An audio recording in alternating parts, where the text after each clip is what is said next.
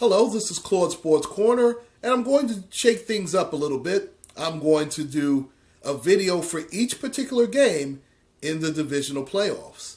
I'm going to start off with the Seattle Seahawks going up against the Atlanta Falcons in the Georgia Dome in Atlanta.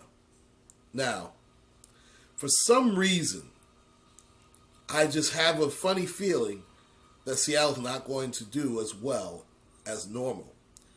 I think that this will be the particular game that Earl Thomas's absence will be missed by this particular team.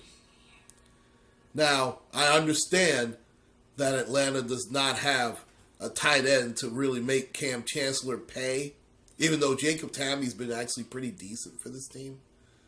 But let's face it, it's all about Matt Ryan, Julio Jones, Tyler Gabriel, who's emerged as a great deep threat. And it all starts really with the running game with Tevin Coleman and Devontae Freeman. Those two are the best duo of running backs in the NFL right now. I mean, there's just no question about it. They complement each other so well. I mean, Freeman is a speed back, but he also has some power. And the same with Tevin Coleman. I mean, they're amazing, and they are the reason that the Atlanta Falcons won the NFC South. I mean, there's no doubt about it. I understand that Matt Ryan had an incredible season, and he was great, and he'll garner a lot of MVP votes. Me personally, I don't think he'll win it. Does he deserve a lot of accolades? Absolutely he does. But everything is predicated off the running game. Now, if Seattle has any shot of winning this particular game, they have to shut those running backs down. Listen, Julio Jones is going to get his. And I tell you what, if I'm Pete Carroll, as far as I'm concerned, and I understand that they don't like to move Sherman around a lot. Oh, well, Richard Sherman only plays that left side. We like the team like that. It's a team concept, blah, blah, blah. Yeah, kiss my ass with that, okay? You want your best corner to shadow their best player. And for all the great things that those running backs have done, Julio Jones is a man that you cannot allow to beat you. It's simple as that. I would have Richard Sherman follow him anywhere. I don't care if you put Julio Jones in the slot. Richard Sherman should follow that man.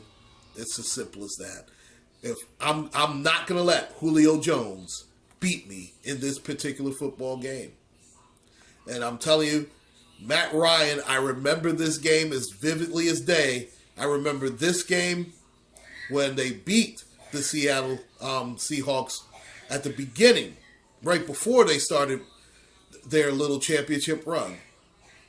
And I also remember Matt Ryan throwing away the championship to the San Francisco 49ers because he decided to go to people other than Julio Jones and at that time, the legendary Tony Gonzalez. He tried to go to Harry Douglas and Roddy White, and that got their asses sent home. He cannot do that this particular game. Now, I'm not saying he has to force feed it to Julio Jones every time because, again, he utilizes his running backs as well as anybody in pro football out of the backfield. Now, it's going to be a little more tricky this time because KJ Wright, Bobby Wagner, and those guys at the linebacker position have enough speed and know how to cover these backs out of backfield as well as anybody in the NFL. But that being said, he has to utilize those guys because I like the matchup between Devontae Freeman and Bobby Wagner or KJ Wright. I would take it. And Ryan does it well. It's just something about Matt Ryan. I don't like weak arm quarterbacks. I mean, when he throws the football, it's almost like too much air under it. But again, it's not like Earl Thomas is back there. And that's gonna cause a problem. Now, Russell Wilson has to play step for step with Matt Ryan. And I think, as far as I'm concerned, he's the better quarterback. But he does not have the running game luxury that Matt Ryan has. Now, I understand Thomas Rawls did well last week, But that's a different defense. And I'm not saying Atlanta defense is elite. And Atlanta can be pushed around. There's no question about it. And that's the offensive line that has to show up for the Seattle Seahawks to win this game. Because if Seattle's offensive line does what it normally does, which is mediocre at best, they're going to lose this game. And I have to be honest, Seattle has to control the game by running the football because you do not want Atlanta's offense out there. You have to slow the game down. You have to do it. Now, I'm going to go against my heart of hearts because I actually like the Seahawks a little bit, but I don't think they're going to beat them. I don't think they have enough weapons to beat this Atlanta franchise. I think the Atlanta Falcons are going to win this game, and they can win this game rather handily, man. I'm looking at it, Atlanta 34, Seattle 24. I just don't see it. I don't think they're going to stop them. I think the Earl Thomas injury is going to come back to bite them. And I don't know if they can stop the run. Now, if they can make Atlanta one-dimensional, they're going to win this game. But I don't see it. I just don't. I don't think the Seattle defense is the same. We know it's not going to be the same due to Earl Thomas's injury. But I think the running backs, more out of the backfield. They don't even have to run it like that. I think if they just throw the ball to the running backs, as a long handoff, it's just too much for Seattle to deal with. And forget it. If Atlanta can run the football consistently, this could get to be an ugly game. Because I have to be fair. The Atlanta offense is rolling.